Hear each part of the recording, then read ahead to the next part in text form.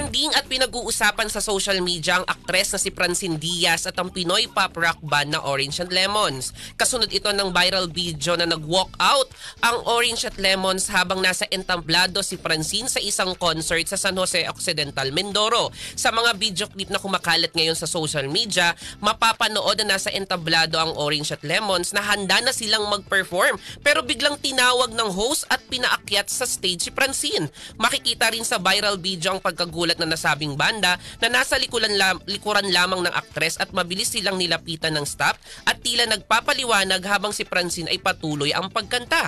Pero hindi naging maayos ang performance ni Francine dahil bukod sa mahinang sound ng -1 niyang kanta ay sinasabayan pa ito ng pagtunog ng electric guitar ng Orange at Lemons. Bukod naman sa bago pa naman mag-perform ang banda, naglabas ng sama ng loob ang lead vocalist na si Clem kaugnay sa umano'y pagsingit at humingi siya ng respeto. May pasari naman si Francine sa kanyang social media post kaugnay din sa salitang respeto. Sa ngayon ay wala pang inilalabas na formal na pahayag ang organizer na nasabing concert maski ang San Jose Occidental Mindoro LGU.